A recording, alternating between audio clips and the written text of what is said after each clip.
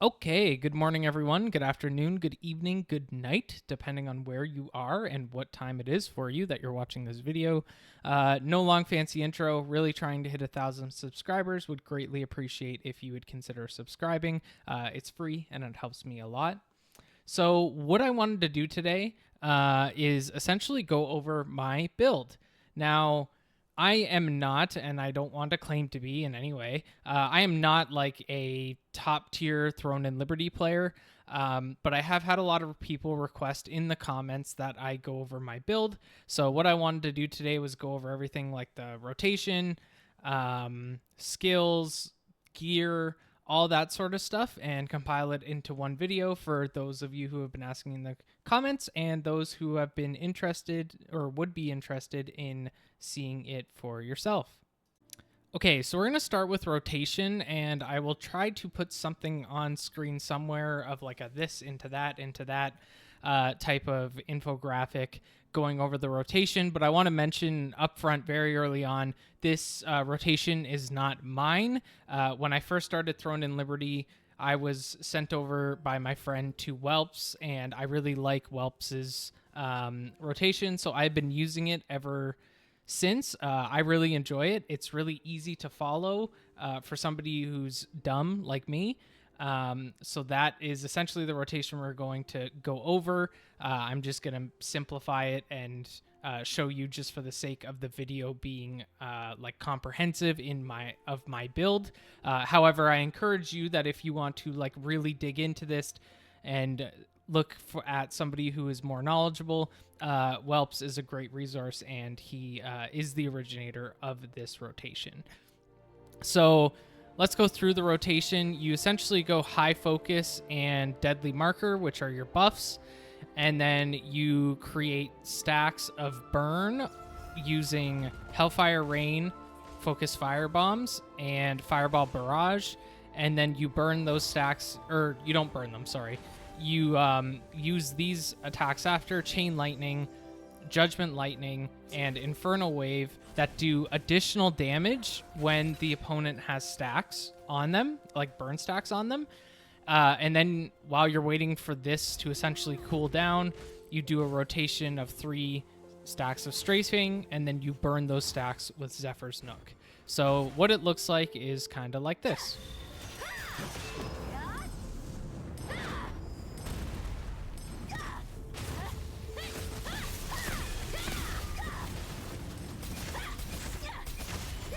And then after this, you basically just start going through here, these skills again.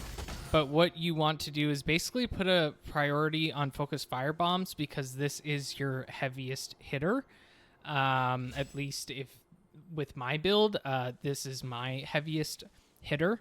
When you run out of mana, because you are a Liberator, and let me tell you, you run out of fucking mana like you wouldn't believe, all the time. When you do that, you have 2 options. The first, you can use Nature's Blessing, which immediately removes weaken effect, whatever, and increases health regen by 680 and mana regen by 1190. And then the second option is you can Inner Peace.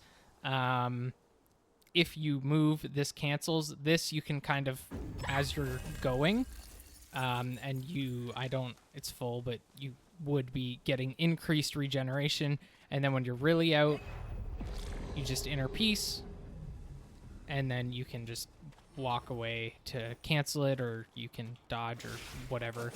But yeah, so the theory behind this rotation, and again, refer to Whelps for like a really in-depth thing, is basically buff damage, reduce or speed up cooldowns, additional damage, create burn stacks,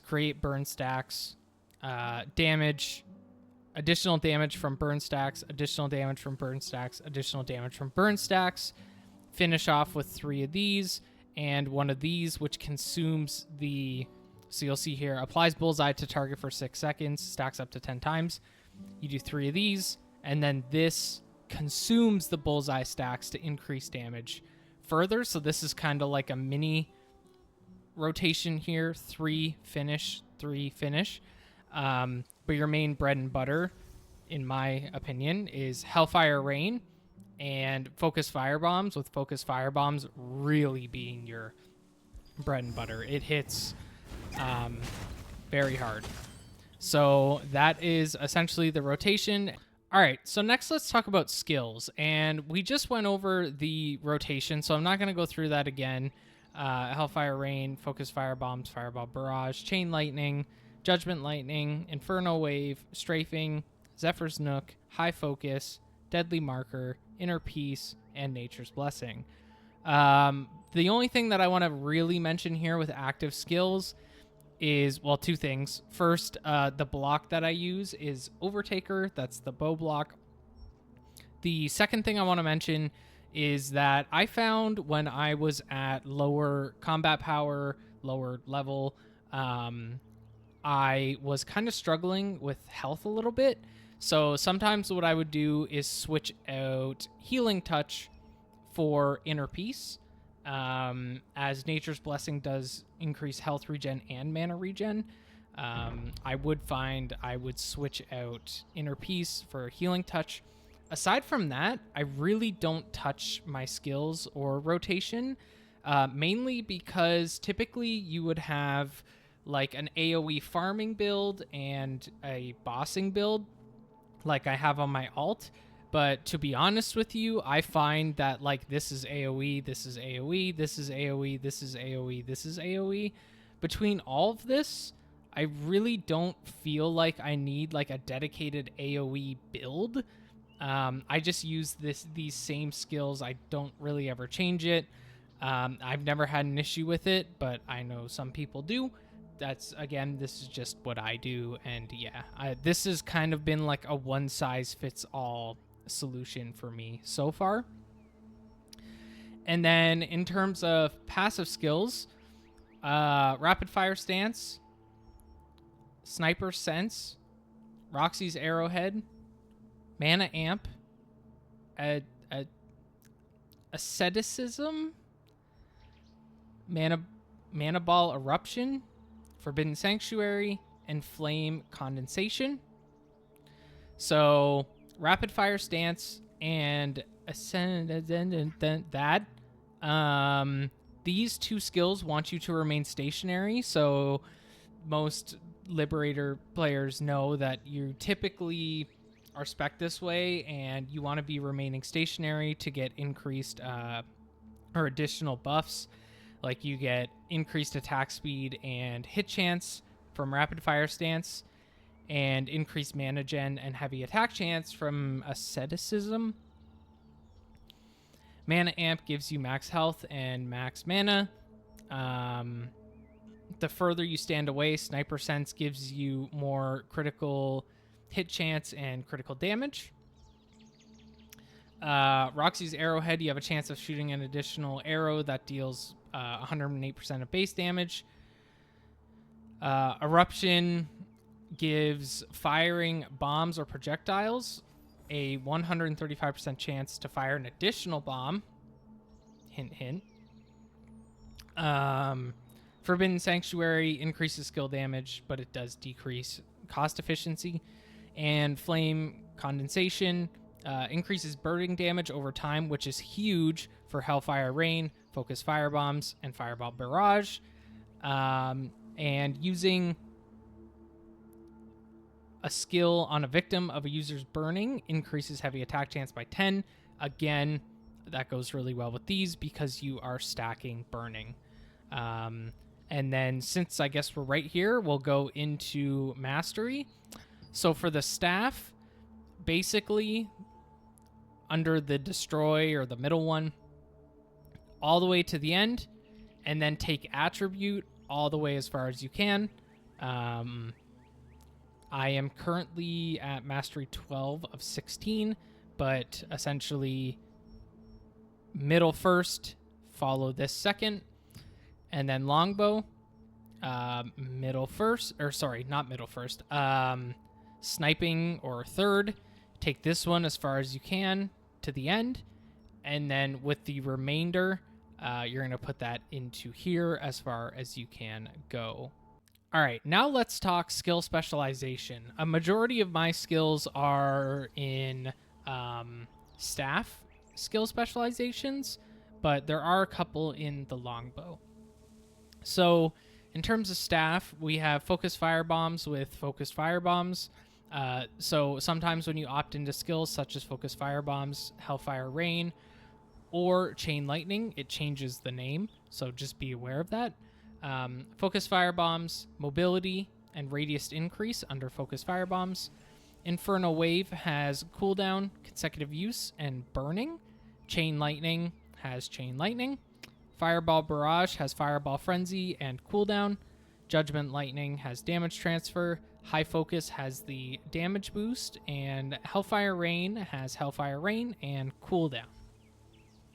And then we just have a little bit in terms of the longbow. Zephyr's Nook taking damage increase and cooldown, and strafing taking gale and consecutive use. But yeah, as you can see, majority of the skill specialization is in staff, and I think that's mainly because most of the skills that we use are derived from the staff.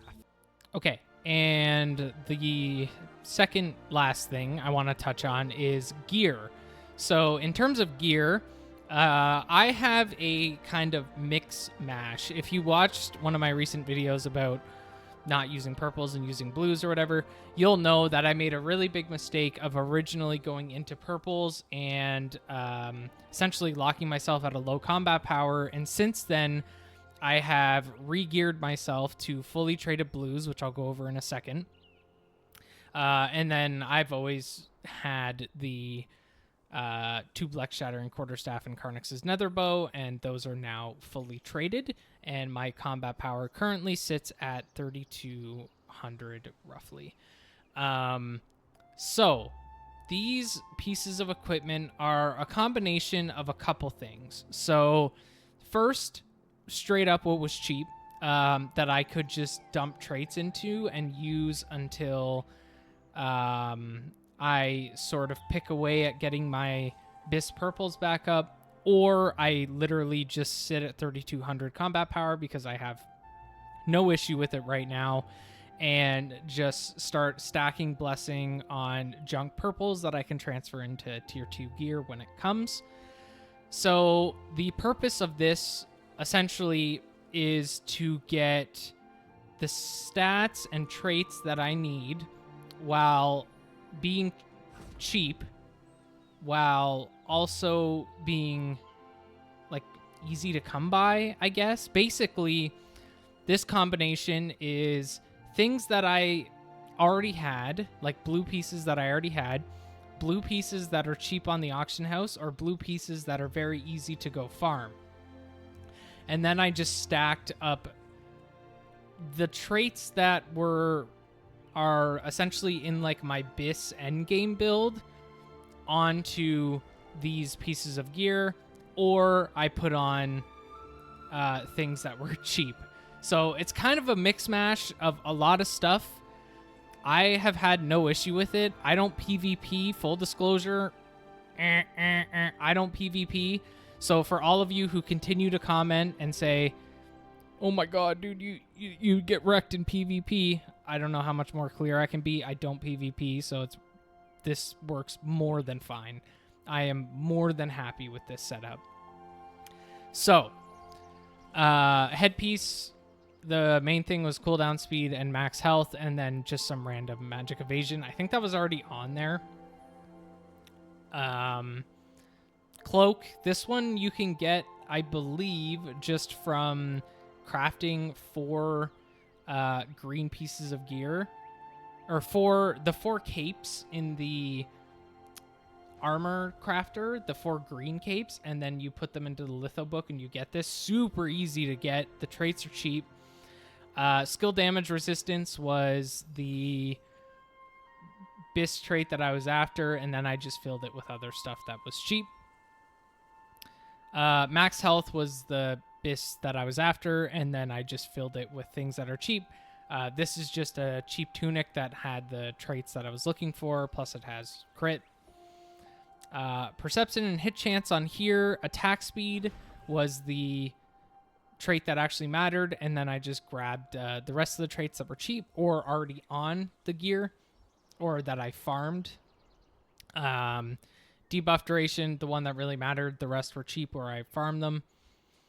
Max health, the one that really mattered. The rest were cheap or I farmed them. Max health, skill damage boost, and buff duration, I think are on all my accessories or almost all of them.